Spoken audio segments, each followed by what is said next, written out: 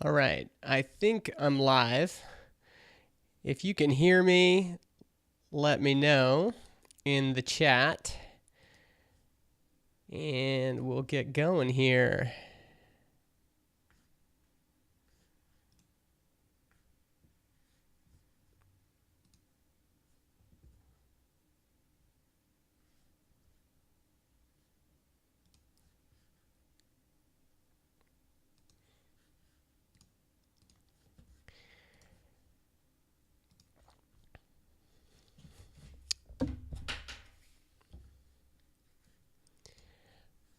Okay, so you guys can hear me. You should be able to see me now as well.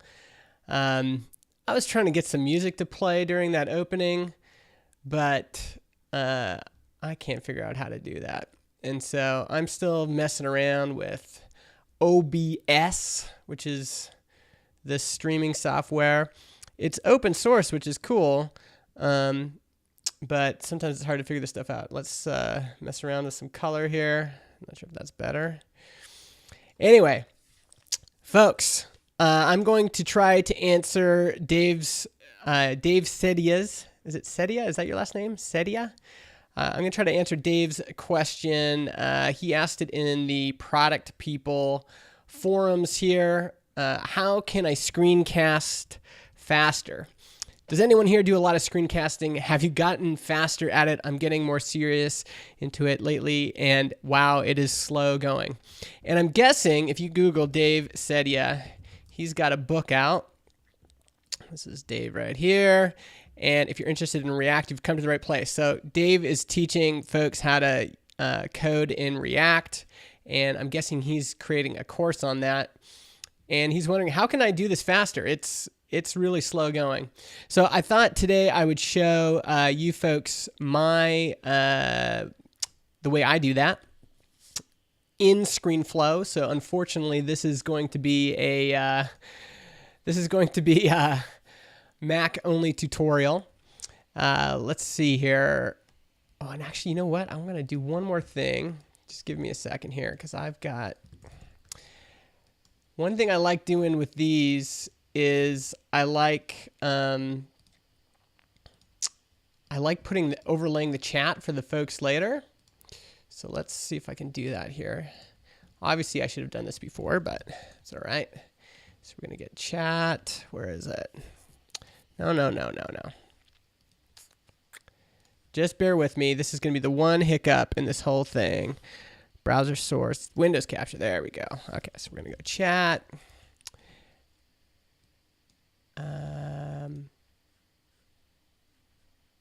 Can I add this one? Let's try this. Oh, yeah. All right. So these are the folks we've got in the chat right here. I'm going to be trying to look at this every once in a while and talk about how answer your questions as you ask them. Yeah, I'm not going to show you Camtasia or Windows, but really the software doesn't matter in this case. Most of this is going to be just how to use, how to create a process for editing. All right, so let's get here. I'm gonna need to add Screenflow. How do we do that? You got browser, you've got image, video capture device, window capture. Okay, so I'm gonna call this Screenflow, and I'm guessing that I can add Screenflow here. Ooh, there we go. All right, I'm gonna make this bigger. All right, so you folks should be able to see Screenflow on my screen there. This is just the recording window, and I'm going to show you. I needed a tutorial for this, right? So I'm going to show you how I would record a really quick tutorial, and then how I would edit it as well. And this is going to be interesting because I've never had to do this live, obviously, but I think I can make it useful for you folks. All right, so the first thing I'm going to do is I'm going to be recording this right here. This is my Chrome display, but let's say this is going to be like a coding tutorial on how to code HTML emails and specifically create great backups when people don't load images. So that's the tutorial I'm going to record. I'm going to start by hitting record on Screenflow. So today I'm just going to be recording my screen and the microphone. And my machine might blow up. I've never done this live before, so who knows if this is even possible to do all of these things at once. You might see some smoke coming out of my machine here in a second. All right. So that is recording now. Now we're going to start the actual tutorial. So imagine I have just hit record, and now I'm going to do the tutorial, and then I'll show you how I would edit it. So I like to just start recording right away. Sometimes I'll have an outline. I rarely write out scripts beforehand. I usually just get right into it. And sometimes it's okay to just start recording a bunch of garbage. So here we go. All right, folks. So today I'm going to be teaching you how to create backups in your HTML emails for when the image doesn't load. So when you get an email, right, it looks like this. Get an email and images are blocked. But as you can see here, I've got this really nice backup here. It displays even when image blocking is turned on. We've got a banner, we've got a button. You can see both of those things. And when I click display images, we get this. But for folks that are blocking images, we want to give them something that looks nice and attractive. And so what we're going to do is we're going to put a nice backup on this here. So first thing I'm going to do is I'm just going to break this image so that in your display, how come it's still, hold on, source, oh. Let's just, there we go. All right, so this is what I did here. You can actually style the alt text. So all of the text you're seeing right here is alt text. It's not an image or any, it's just alt text with emojis. So you'll see here's the alt text, here's a walking emoji, here's hiking.co, and here's that image. And when I, before I'd styled all this, I'll show you what it looks like. This is what it looked like. Just little, regular text, blue, hyperlink, all that stuff. But what we turned it into was this here. And you can add a bunch of style attributes to that. So background color, that's this right here. Foreground color, that's here. Font family, we're using Verdana. Font size, we want it really big, 34 pixels. Font weight, we wanted it bold. We want it to be aligned to the center, right? And we wanted to add some padding to this so it looks more like a banner. And then I gave it a width, so, I gave it a width so that we'd also have, it wouldn't extend across the whole email here. All right, so now I'm gonna break the fourth wall, and say, okay, so let's say that's what I've just recorded. So I'm gonna click stop record. That was about 3 minutes of video. And typically that is what I'll do, is I'll record about usually 5-10 minutes worth of video in the same way that I just did, and then start editing it right away. I like to record and then edit in chunks. So Screenflow editor, just need to add this.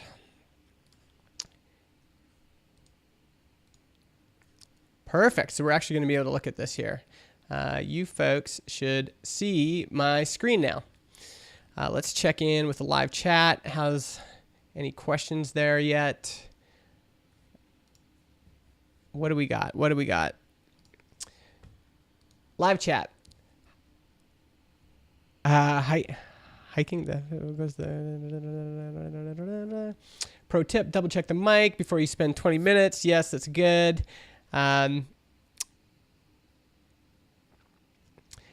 Yeah, so a lot of folks are saying we need more prep before you start recording. I can tell right away if my mic is on because Screenflow is showing me the mic levels. Yeah, you want to close off windows and things like that. But to tell you the truth, I try to get into recording as quick as I can. I try not to fiddle around too much. Part of it is nice because I've got a setup that works for me. I can just come in here and turn on this webcam, turn on this microphone, and I'm in. But I found the more I procrastinate, the harder it is to get going. And really, all that matters is getting something down on tape. So you might record that first 3, 5, 10 minutes, and you might be like, that's garbage, but at least you got it out of your system. I like to just get going as fast as I can.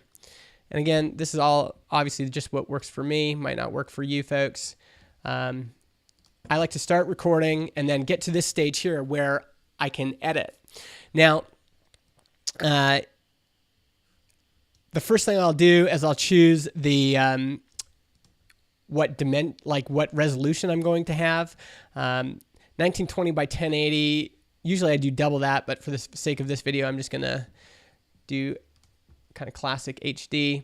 And then I'm gonna just kind of shrink it down, get it to where I want it to be, and then find the beginning of, where I started talking. In that case, it's here.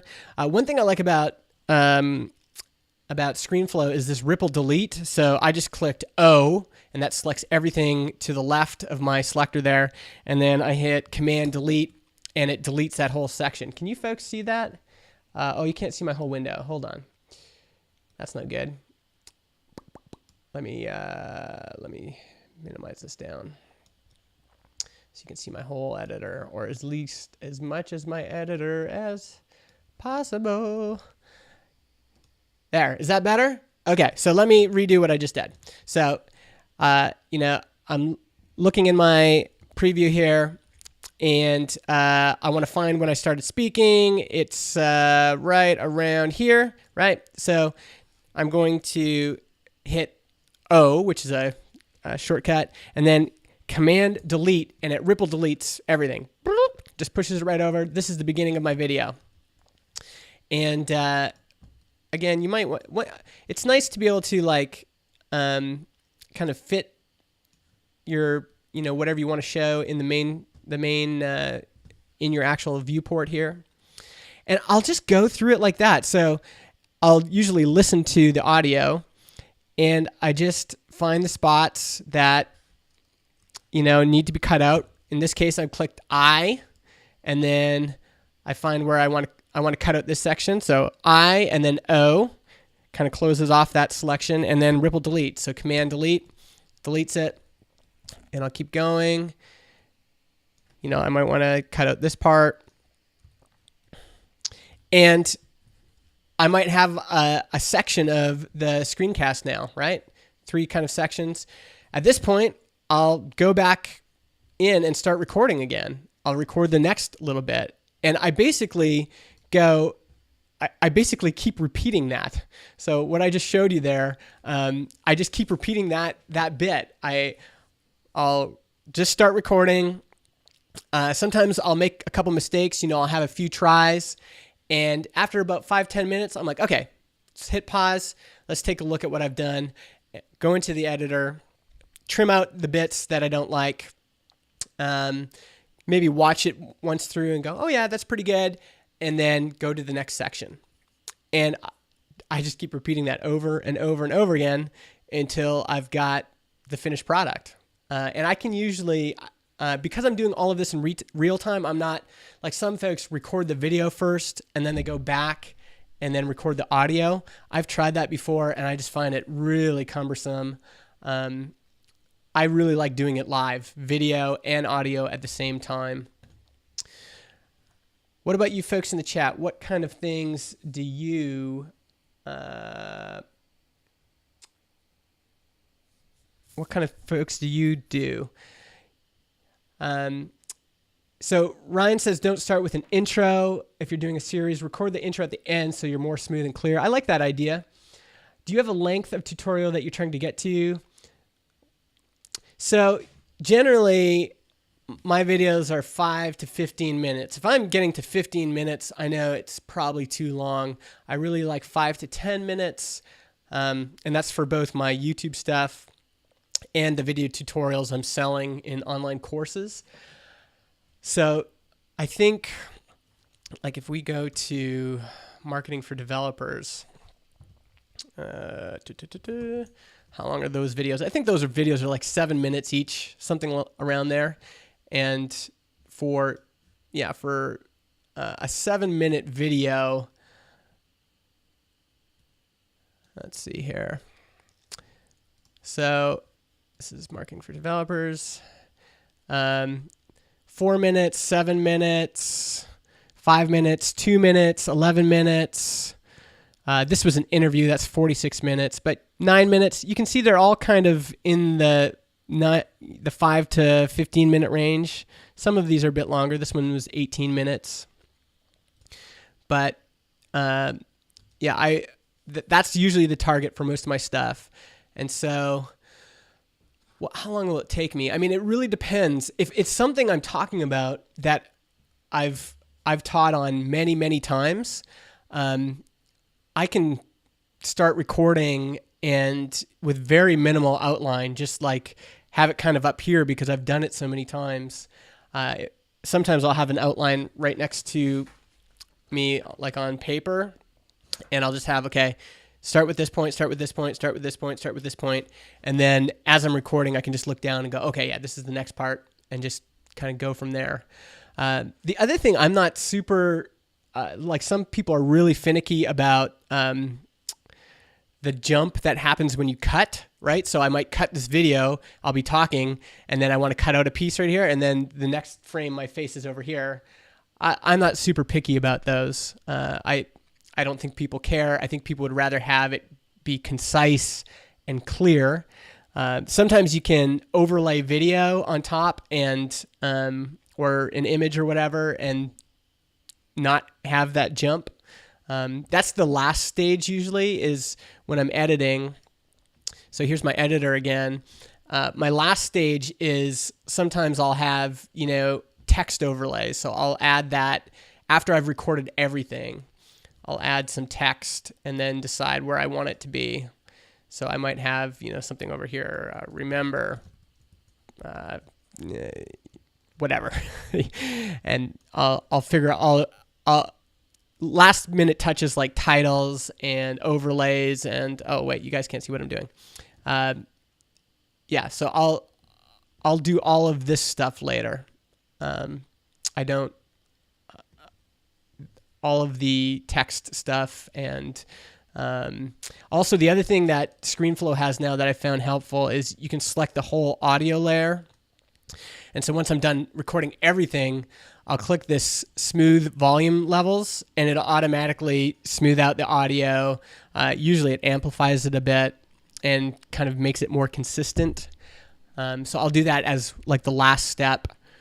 And then I have a video bumper that I use for a lot of my stuff that I just have in a folder, and I'll just pull that into the project. Where is it? Whoop. So, this will be at the end, right?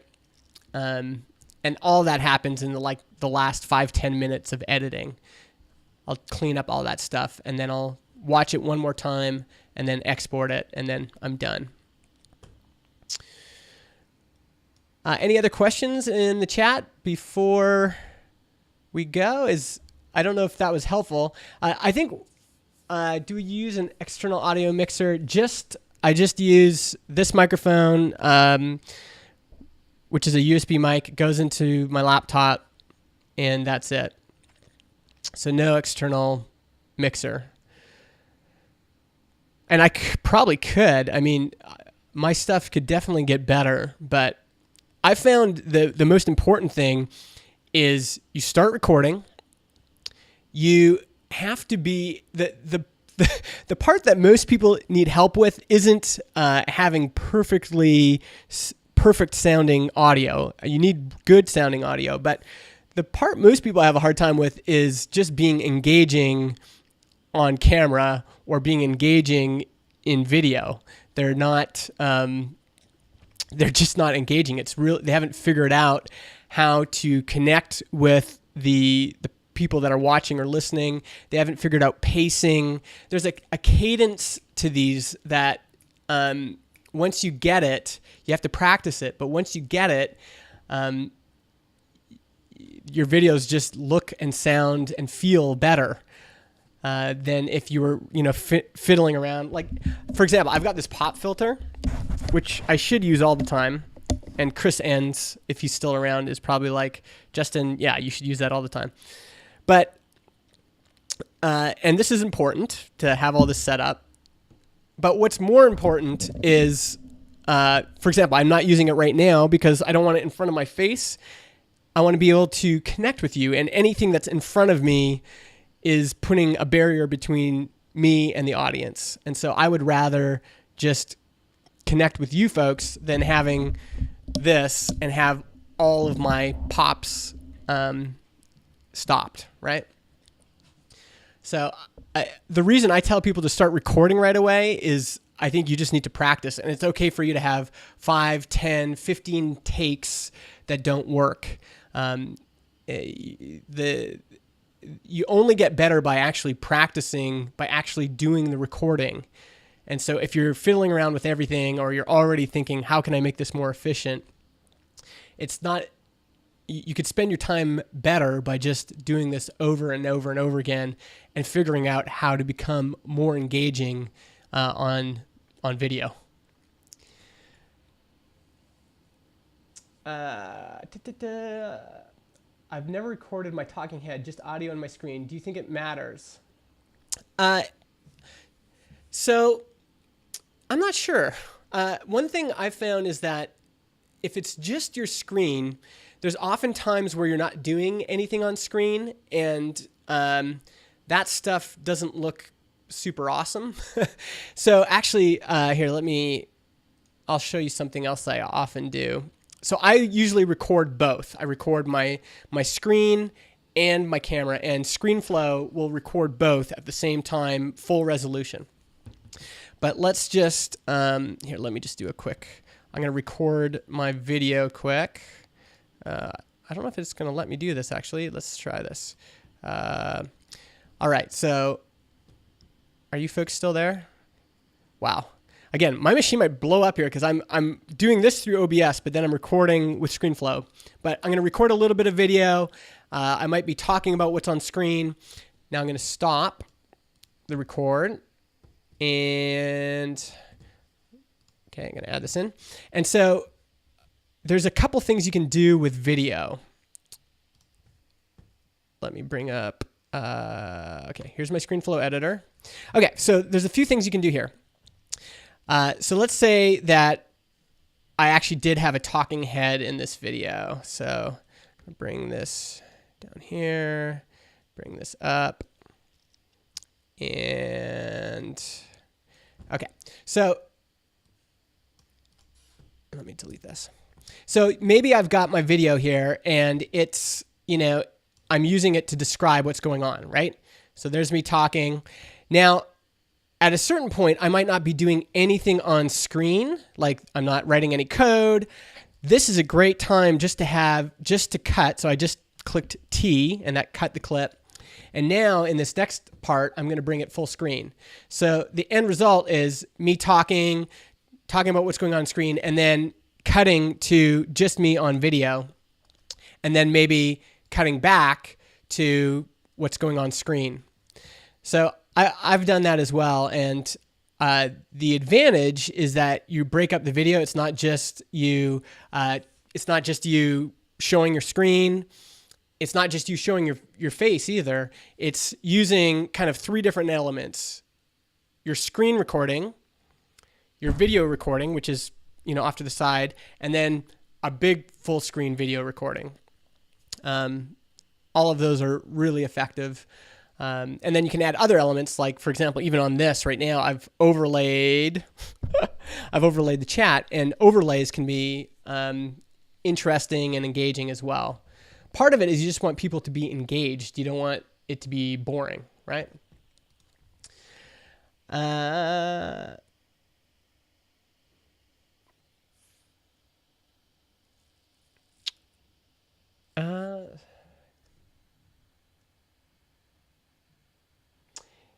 Yeah, so For a long time, I avoided recording myself on screen because for exactly those same things. Yeah, you don't have to worry about what you look like, the lighting.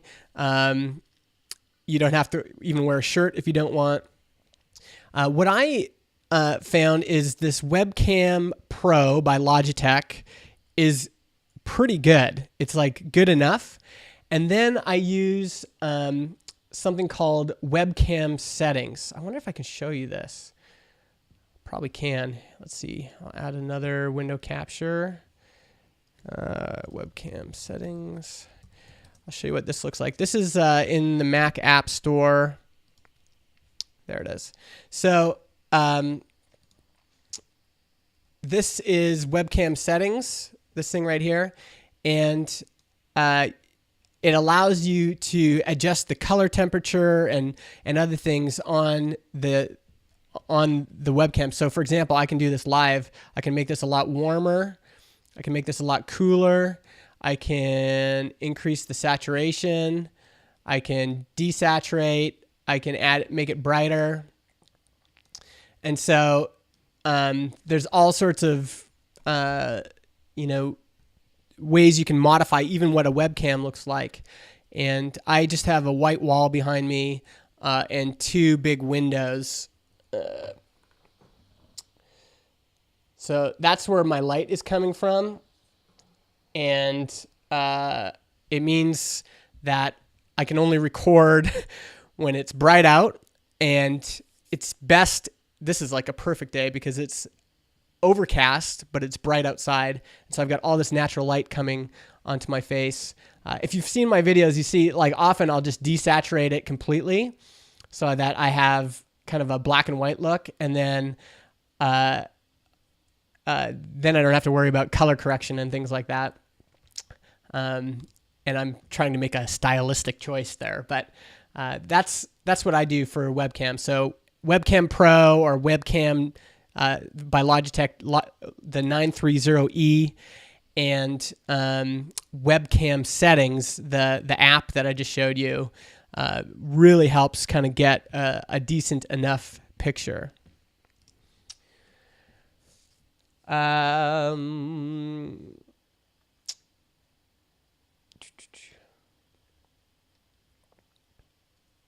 And I think the bigger thing is you get better at this as you record more video and watch. Like I watch my stuff all the time.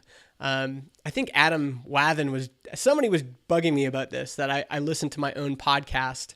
And I listen to my own podcast. I watch my own YouTube videos. I watch all the tutorial videos I put in my courses, because I want to get better. And so I'll notice, I say too much. I'll notice that sometimes I talk really fast and I don't slow down. But if I can when you're in video mode, you can slow it down. You can take a break. It doesn't have to be really fast. So I like watching my stuff. I like practicing. I like doing these YouTube lives because it forces me to be good live. It's almost like, when a comedian says they're going to throw out all their old material and it forces them to create new material.